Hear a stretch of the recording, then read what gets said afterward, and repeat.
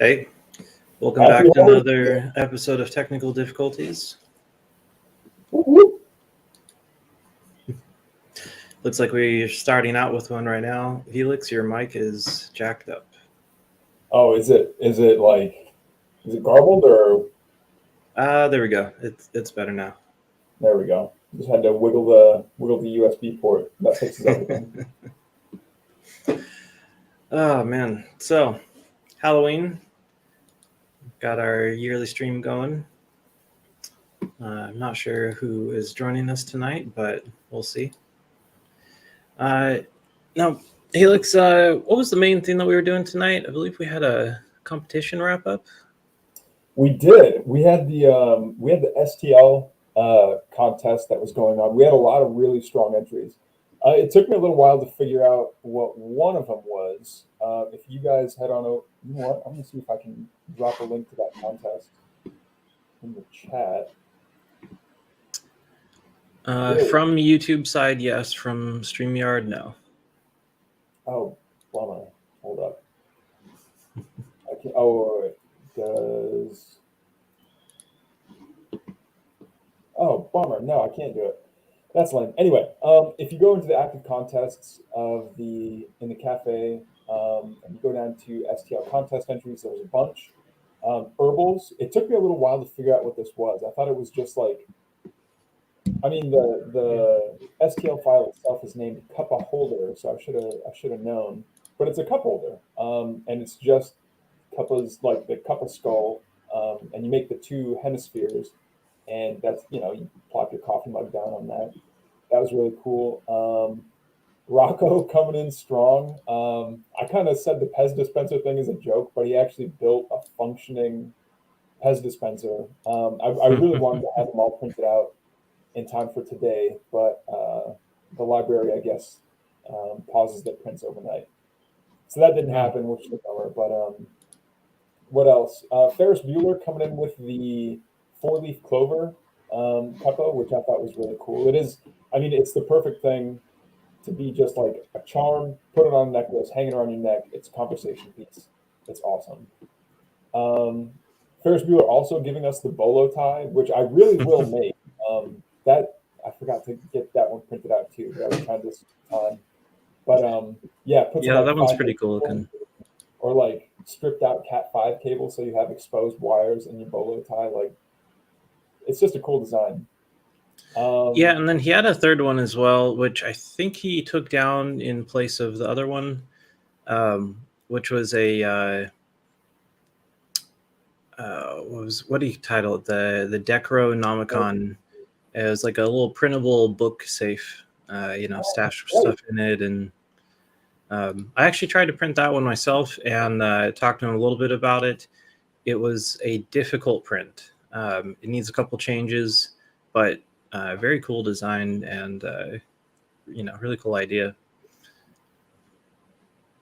And practical. Like, I'm all for designs that actually do more than look cool. Now, looking cool is obviously kind of the basis of the whole channel. Otherwise, we just buy laptops.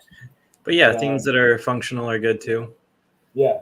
Like Spica's. I haven't printed this one out, but I have a feeling that the little tiny keys in the miniature Cyberdeck maybe might not print out all that well, or it'll just be like one little dot of filament that just like me. But it holds an SD card, which is really cool. And it has the Cuppa logo on the front. So for me, just because I had to say it in the rules. I was like, all right, like a cup of Pez dispenser, pretty rad. Just make sure that you're only putting candy in it, nothing else. That would be good for health, bad for education. In the words of You're Akira. losing your mic there. I think you might need to go a little closer. Hold up. Okay, so tangent time. My headphones snapped earlier this week, and I don't have a spare headset, so I don't have like a microphone. So I'm trying to use my webcam microphone, and that's yeah. Oh wait, Nikki Von Ossen is saying that there's a bunch of people waiting for the live broadcast to start. Is that us? I don't know. Refresh your page. Mm. YouTube. Click on live. What if we've been talking to You know ourselves what? this entire time? It does look like we are actually. So I just went to the live page. There is 2 streams. There's the one that's running, and then there's one that says upcoming. Oh, okay. I have no idea how that happened, but everyone is on the wrong page. It looks like.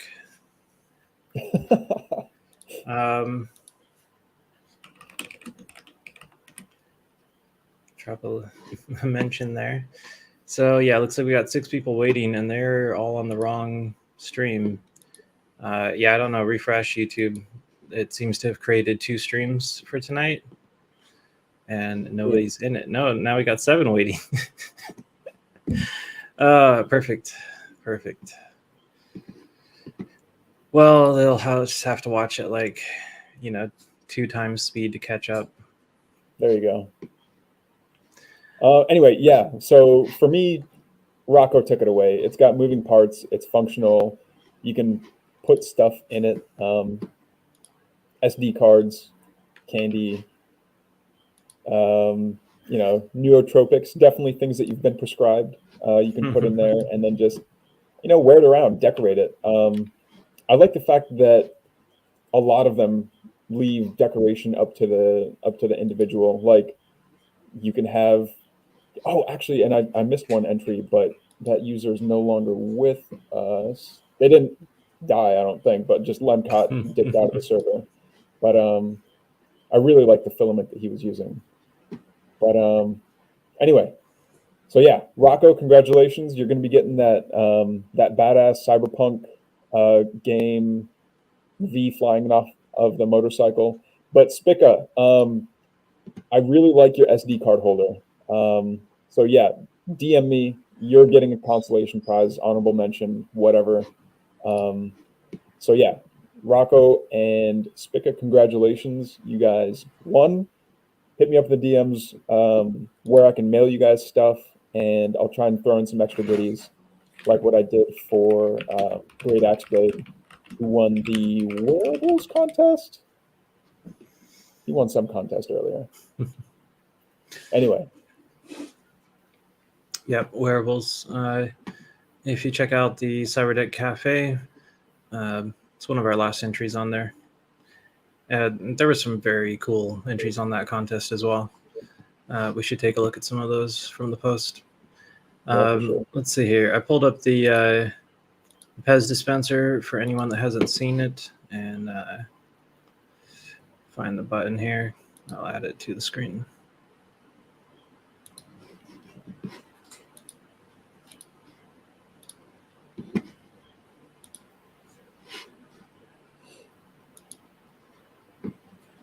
So I just realized that like you're coming in from Puerto Rico, and not the cyberpunk treehouse that we've all been waiting for, and I'm coming in from Korea. So like this stream is just destined for greatness, I'm sure. Oh yeah, I can only imagine what the lag is on the other end. Yeah, I wondered about that, if there would be like this weird delay where I'll start saying something and then someone else will talk because the delay takes too long, and then we both stop talking because we're, polite people, and then well, it's easy since there's only 2 of us tonight. Yeah, it's not bad at all.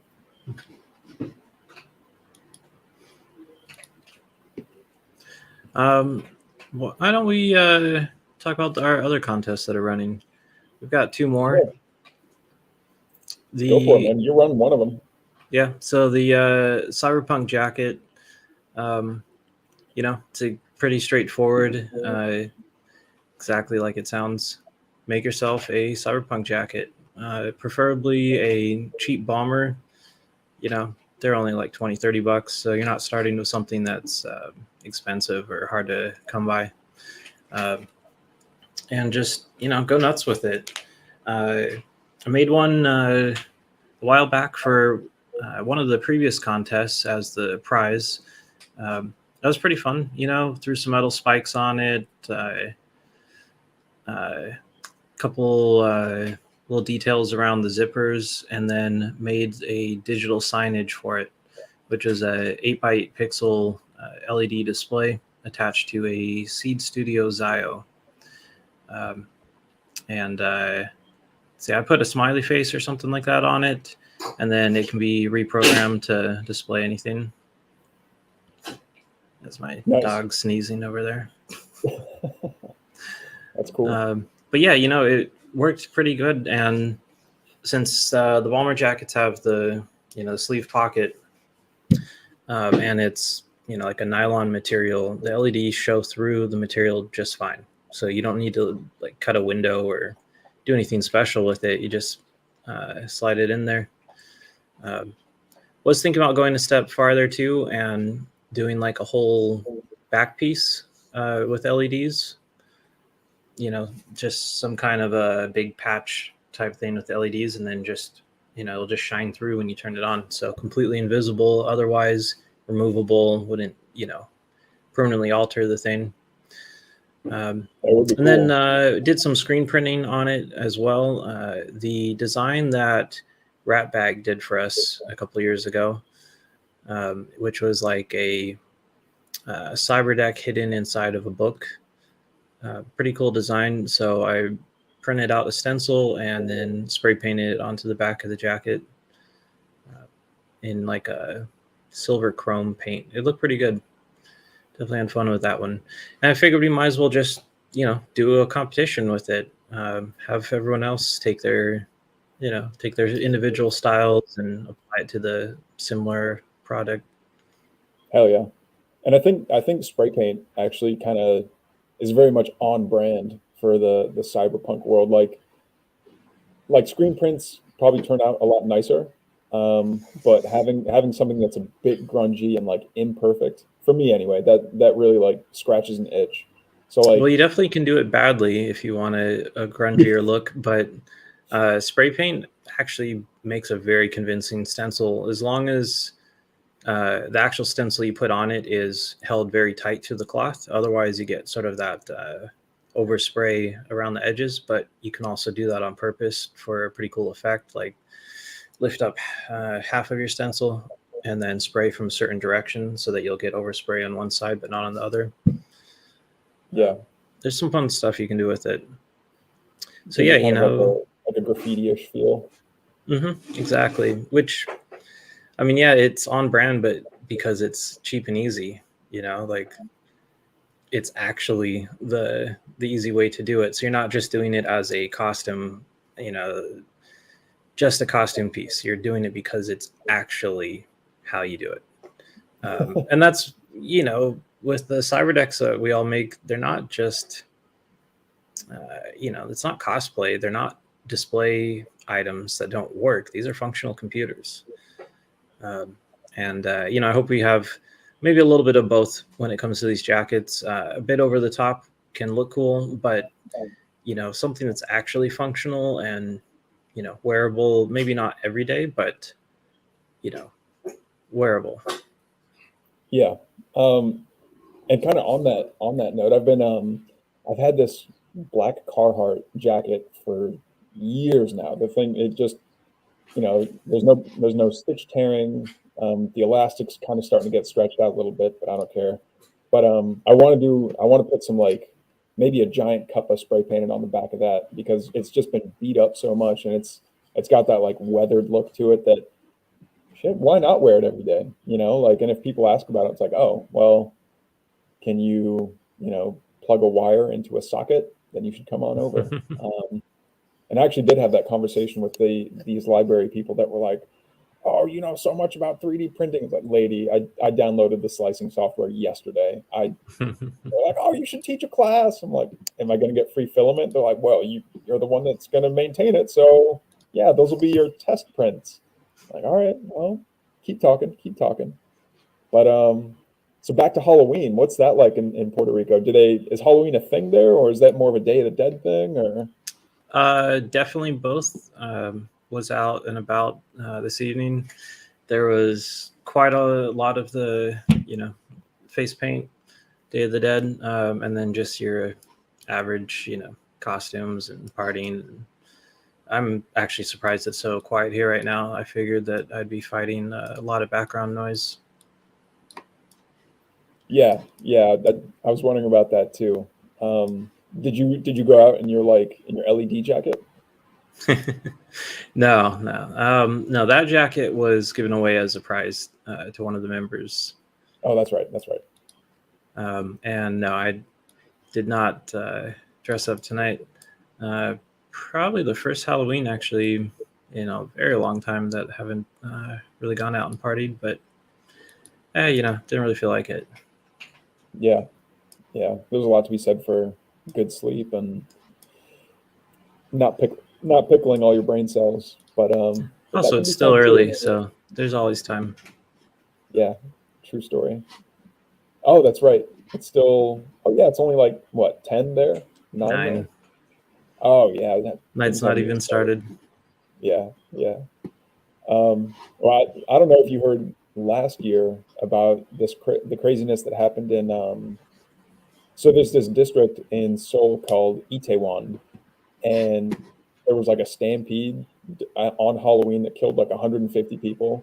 So this year Halloween was way toned down, and people kind of stuck to their like neighborhood bars and hey, what's up, Mova? And yeah, it was pretty low key. Like people just hanging out at the neighborhood place. The bars were all decorated and that was cool, but yeah, nothing too wild. I think everyone was like, there were like a billion different public announcements of like, hey, please don't kill each other this year. And I'm laughing, but that's horrible. Like, how do people, how do you get that freaked out? Go that crazy.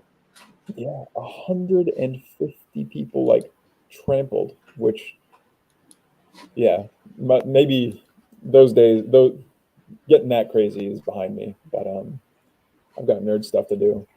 What are you working on these days, man? Well, last couple projects has been massive overhaul of my 3D printer. It basically just wore out. The wheels had worn down. The belts were starting to crack. The thing got a lot of use. So full rebuild and went ahead and installed Clipper. That was a lot of time, big pain in the ass, but worth it. The machine's running like twice as fast now, so 10-hour print is now 5 hours, pretty much across the board. Nice. I don't know. I printed. Can't really move it here. Too much stuff connected, but second monitor. I printed up a whole stand for it. Used some like aluminum extrusion and printed the hinge and rotate so it can go vertical or horizontal, plus change the angle and the height. So that was kind of a cool little project. Mostly just been doing a bunch of like one-day projects, quick stuff that I can knock out. I do have a design I've been working on. Let's just call it a Game Boy XL. I haven't printed it yet because I was actually just getting the PTG profile tuned up now for the new software and setup, which I finally fixed. Had to replace a stepper motor. That was one of the things that had worn out. So getting these weird little artifacts, Yeah. So with all these parts that you had to swap out, So the people that have 3D printers, after a certain point, like, was it still cheaper to buy parts and replace them, or would it have been cheaper to just be like, new printer, not worth the effort? Definitely cheaper to upgrade other than time. Spent maybe $120 in parts, and not counting like using a Raspberry Pi for the, to run Clipper on. But, mostly parts I had around, spare parts that I brought with me originally. I used to have quite a few other printers, so I brought a bunch of the parts and just one of the machines. But yeah, nice to have it working again. Can print some larger stuff again. Looks like we got some of my FPV buddies joining us too. Tom, Oily, Quad Daddy, Sup Swarm. Hell yeah. Speaking of FPV, I finally ordered the You got that the Radio controller? Master Pocket. Nice. Yeah, so that's, I mean, the shipping times to the States are going to be, or not to the States, but to Korea are going to be kind of brutal. But it's nice that it's finally on the way. Like, I have a tracking number. I shouldn't be any more than like 10 days. Yeah, and especially around like this time of the year where like shipping is nuts, traveling is nuts. Like, everything is just kind of slowed down. But no worries there. I'm wondering if I do go back to the States to visit family, like, will I be able to? Because you know how Steam does that thing, you can play a game, but stream, like, if my main rig is running, what's that flight sim called? I mean, none of them take that much to run decent. So, like, your laptop probably be fine. I'll give it a shot. Liftoff or Velocidrone, those two are more or less the best of them. They don't look the best, but they kind of fly the best. Yeah. There's a bunch of other new ones and old ones, and I've tried all of them, but there's pretty much only two that I actually use on a regular basis. Yeah, I think don't it's know if you Liftoff. could do the remote play though, because latency kind of matters. That's what I was wondering. It would probably feel odd. It'd be an interesting experiment, but definitely don't expect to get like good solid practice in. But no, speaking of your gigantic Game Boy, I saw that YouTube video where man, this guy must have been like an undergrad, or anyway, he sounded super young, and he hooked up an AI to just play something like, I don't know how many years, like, not like 200 years of Pokemon, just to like learn how to play it. But yeah, he did it and made this YouTube video, and I thought, it's like, huh, that would be kind of cool. So right now I've been working with Rocco to kind of get instead of Twitch plays Pokemon, where like the Twitch chat can control the avatar. It's just as AI, and then if people want to, like, if AI gets stuck somewhere and they want to control it, if they drop a penny in the jar, they can control the avatar for X number of seconds, and then eventually, we'll have, I don't know, something that plays Pokemon. As stupid as that sounds, but still, it's kind of cool that, I don't know, like, I fear what the internet will make that AI do. That could be great for a lot of games that kind of suck otherwise, where you just spend a bunch of time grinding away. Just get a bunch of other people to do it for you, so you can pop into a nice, well-established profile. Yeah, exactly. And the guy released his like pre-trained model and all the software basically to set it up so people can do it on their own on GitHub. It's just a matter of, I think I've taken on too many big projects, and I need to get more bite-sized ones. So it's like, all right, I can get this thing done out of the way, get that thing done out of the way, and then, I mean, make yourself a list: things you want to do, things you need to do. What can you accomplish first, so you can actually do things in the right order. Yeah. Oh, and there's one other contest that we didn't touch on just yet. Yeah, Not continue. the Cyber Pet. Mhm. That's going to be coming up. I don't know if you want to talk about that, but we've already got some pretty cool entries, or at least like progress pictures of entries. Yeah, let's see. Newt's made a little animated ghost, and it works like a Pepper's ghost display. So the image is reflected on a little sheet of plastic or something, and then put it into a laser cut wooden box. It's a very cool little project, and um, I don't think it's his main entry for the contest so much as just making use of the hardware as he's learning how to use it. Yeah, yeah, I really like that. And even just like that holographic display is, it's cool. That's just plain cool. Where where's the Necromancer's Furby? Right now, that's a cool. I mean, they're all cool. There's the one that looks like an isometric tile game of some sort. Where is it? Oh man. And yeah, all based off of this cheap hardware, which I wasn't even considering when we were talking about this contest earlier. Oh yeah. Oh, and Glenek has the his little axolotl pet guy going on. A lot of cool entries. Here it is. Here's the Necromancer's Furby. That's horrifying. It's amazing that those things even still function. Like just in general, a Furby that's that old, the gears and everything still work.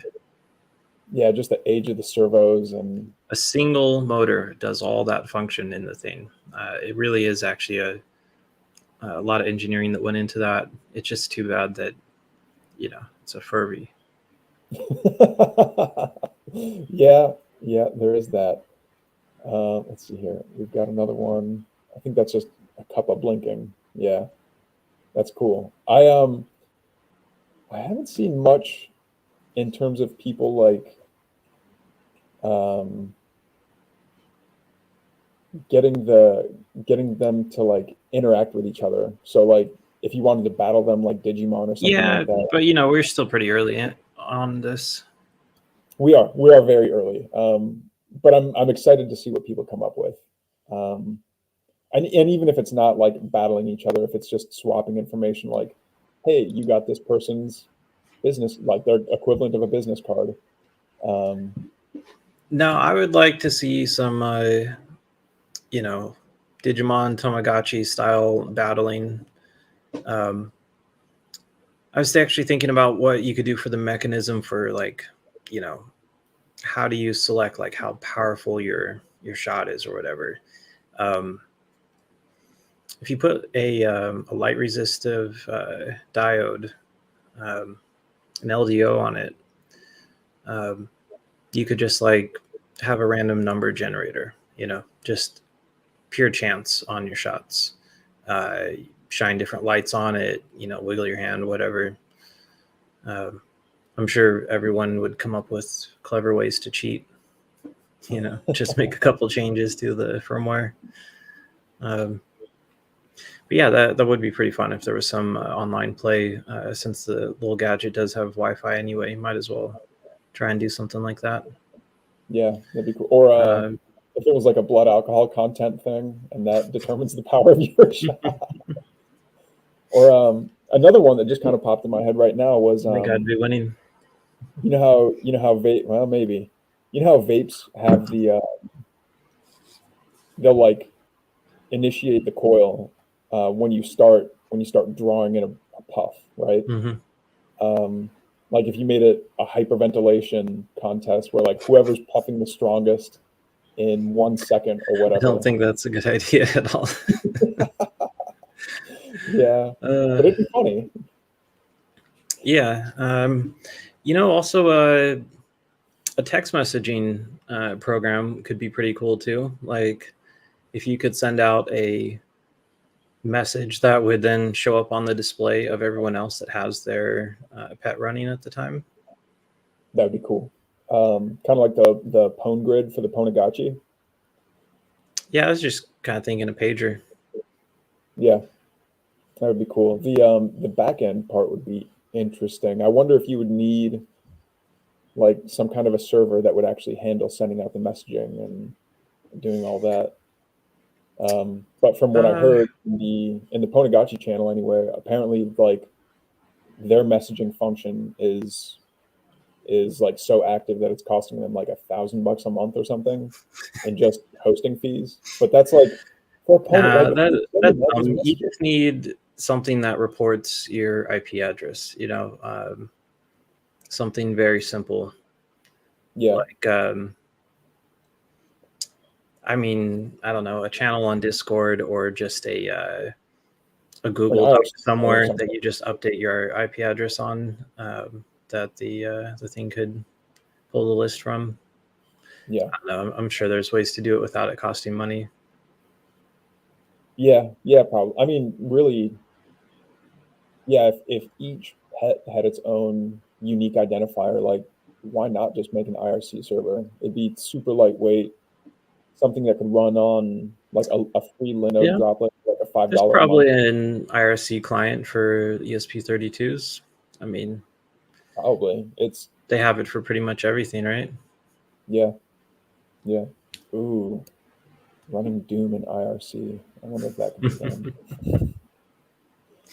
But yeah, the Sour Pet contest is off to a good start. We've already got, I think, about 10 entries that we know of, and there might be even more in the individual project logs that I haven't seen yet. Yeah, The basis of it is a off-the-shelf ESP32 that comes with an OLED on board, a LiPo battery manager, so you can just plug in whatever 1S LiPo you want, plus a LoRaWAN wireless chipset that can be used for all kinds of things. That's actually what's inside of my RC controller used for the Express LRS control link. Very versatile little chipset. So yeah, it's a little $25 gadget, and you can bang out a lot of projects with it. Already has a lot of spots for buttons and various add-on hardware. Plus the Wi-Fi, and I think there's a Bluetooth stack as well, but don't quote me on that. yeah, yeah. A lot of functionality packed into something that honestly, I think it fits perfectly right on top of a Pi Zero. Correct me if I'm wrong. But No, it's more of the form factor of like an old Zigbee or Arduino Mega. okay. It's meant to be able to sit down into a proto board. Gotcha. But yeah, a lot of cool contest entries. And we're ending it. We ended it at a specific time to get ready for. Yes, we're ending it a month before VertCon. That way, people actually have time to build the thing. So, like, we'll announce the winner, and gives everyone a month to pick up one of these gadgets or just an ESP32, a display. There's a lot of other hardware that is compatible. It's really about the software here. So everyone will have a chance to build one of these ahead of time and have the same or similar enough functionality that we all have the same badge for this year's VertCon. And yeah, hopefully we do have some interactive content, some aspect of it. Should be fun. But then, since it is kind of short notice for this year and, limited time to do this, really for next year is the whole point of this. This will be the badge going forward for all of our online conferences, whatever we do, at least for, probably a year or two. Might do some custom PCBs, like carrier boards for this little device, or just ditch the device and go with, the individual components, whatever is cheaper or in stock. Yeah, I'm sure that we'll definitely have very serious discussions about this in the mod channel that we definitely won't forget about. Yeah. But on that note, because we kind of glanced off the topic of it being an SAO or a shitty add-on. MS3FGX made his own SAO for SuperCon, which looked really interesting because it looks like a cyber deck. Do you have So that yeah, pulled up? like if year after year, like whatever ends up being our official badge, having I think it would be like cheaper basically for everyone if like we have one badge and then every year we can like mail out whatever that year's shitty add-on is, and it's like, oh yeah, I was here for VertCon 2024 or whatever. Oh, yeah, definitely. Going forward, we could always run a little side contest to design a new SAO for that year. Yeah. And get some production runs done. Pretty easy, especially for things that are usually this big. Fit probably 60 of them on a sheet. Yeah, exactly. And And same for software. It's just an ESP board. You can do whatever you want with it. We'll have the Cyber Pet this year. Next year, be something else. Or, well, let's say the following year. This year's Yeah. VertCon, we've got short notice on the Cyber Pet. It will be that will be the badge and the software for the following VertCon. So 2025. That'll be the official one, and maybe we'll have like a production run of it. Maybe not. We'll see. And then 2026 would be a new design. But we could do an SAO add-on in that time too. We got over a year. Yeah, exactly. And like you said, it doesn't need to be anything that's just like mind-bogglingly functional. Like a lot of the SAOs that you see on Tindy, if you go on Tindy and just type in SAO or Badge Life, you'll see so many that it's just a blinking light, and the silk screen looks cool, like it's a Bob-omb or something. And yeah, I think that people are imagining that, oh well, an SAO's got to be really complex and it's got to have its own OLED and all this stuff. It's got to have all this functionality. Some of the cool ones are literally just a couple LEDs that are on Doom Guy's face or Yeah, I mean, it could just be some buttons. Yeah, exactly. But there are some really functional ones too, like the ones that just spam out all the TV codes so that as you're walking along, like you turn TVs off, at CVS or a Walmart or something. But you shouldn't do that because it's not legal, I think. But that's one that's been done. But yeah. And along with the jacket discussion, we've also been talking about a patch. Yeah, that will be the prize for the contests that are running currently. So some large, probably embroidered, and basically a back patch for a cyberpunk jacket. Won't ever be for sale anywhere. So each design will be different, change it up a little for each year. And the unique ones will be only given out as prizes to, either winning design or participation. It depends on the type of contest. Yeah, we figured out that patches are a lot easier to ship, pretty much anywhere for very cheap compared to, say, like large statues that weigh a couple kilograms. Yeah. So, it'll be a good one. Plus, yeah, it's a member's badge. It's something that you'll have to earn, Boy Scouts style. Yeah.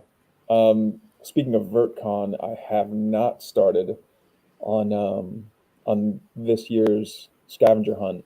But there were a lot of lessons learned from last year. Like make it harder. well, that I thought I made it reasonably tough, but then people just blew through it. My biggest shortcoming, I think, was using plain text as the password for the zip files. I think it was Ebbit that gave me a lot of good advice on hey, there's a reason that people run answers through an MD5 hash so that like you can't brute force it if it's, if the answer is a number, then yeah, it'd be easy to just brute force that zip. But if they're going to try and brute force an MD5 for 50 questions, good luck, But yeah, so people in Chatland, if you're an artist or if you like making puzzles for people to go through, we're definitely open to ideas. Yeah, and VertCon's coming up, so getting hyped for that. Yeah, anyone that wants to lend a hand as well. We're always looking for video submissions, things to play during the stream. Guests to come on that have a particular project or something that they want to show to everybody. We've had all kinds of different people every year, and it's always pretty fun. The mind-controlled robot arm was pretty sick that Rocco showed us last year, and there's been a little talk about BCIs lately, but if you want to like give a talk or whatever, or if you have like just a build that you want to showcase, let us know. I'm sure we'll make a post about it and tag everyone and say, hey, if you want to make a post, here's how long. Oh yeah, you'll get sick of hearing about it in the run up. Yeah. Mm-hmm. Oh, and speaking of, man, there's been a lot of cool new projects that have been popping off in the project logs. I guess we can save those for the actual con itself, but like the wearables have been awesome. The decks themselves have been awesome. For me, the one that came out of left field was Mike Full's mobile streamer.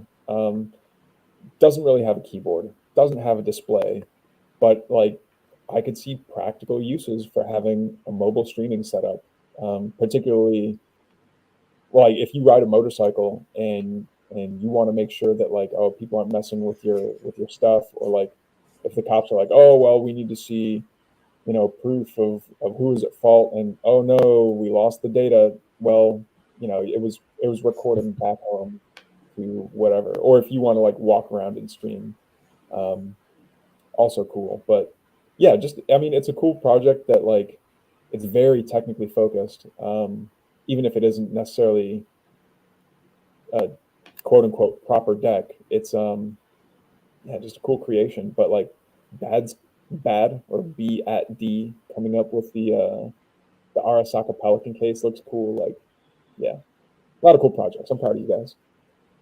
Yeah, there's definitely been. It seems like every year they, there's a level up. Everyone, I think it kind of tries to outdo each other, whether on purpose or not, or just building off the ideas from the previous years. There was the Hackaday contest for building a cyber deck as well, and there were some pretty cool entries that came from that. Yeah, definitely. I'm sorry, the name escapes me at the moment, but one of the winners of that contest is one of our members here as well, and it was definitely a cool project. Hackaday cyber decks.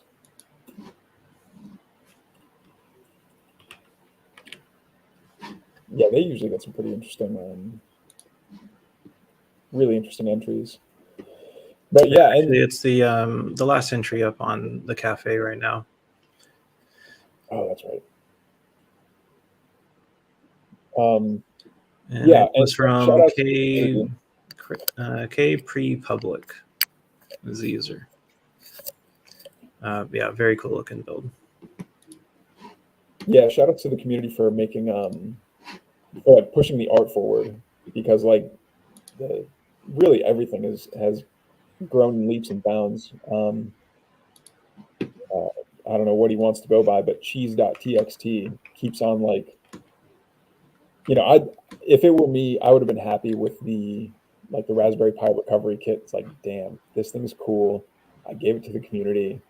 I will, dust my hands off, and I'm not going to rest on my laurels, but like once that project is done, I'm not sure I would touch it again. But he keeps on like revamping it and simplifying it, which is cool, because like as much fun as it is to add like more functionality or to have like a cooler looking project, making things simpler so that new members that are like, hey, never built one before, what do I do? Being able to point at a specific project and say, look, here's a deck that you can like you buy your Pelican case, you 3D print off these like 4 parts or whatever.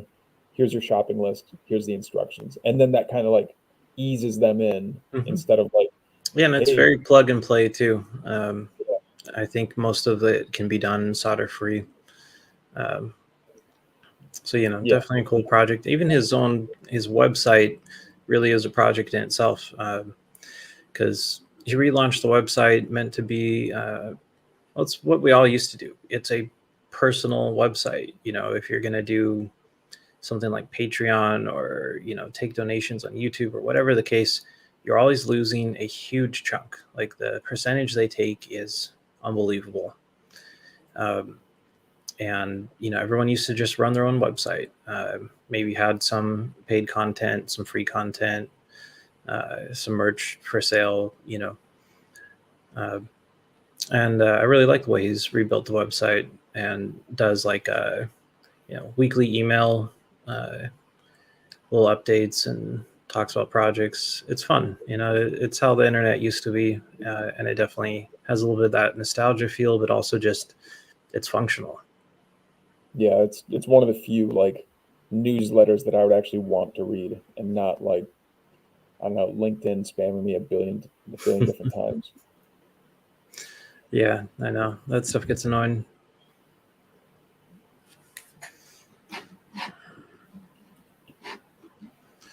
Well, I think we've pretty much covered everything that we set out to. Um, I say Yeah, with we a call very it, structured and agenda that we had. but let's call it a night. Another good stream, and congratulations again, Rocco Taco. The Pez dispenser really is great. That is definitely on my list to print out.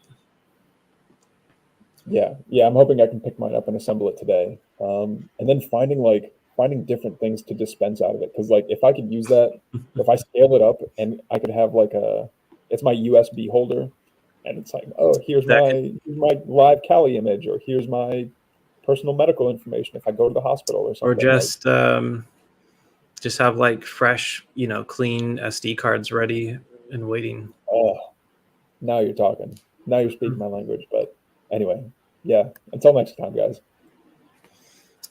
Later. See ya.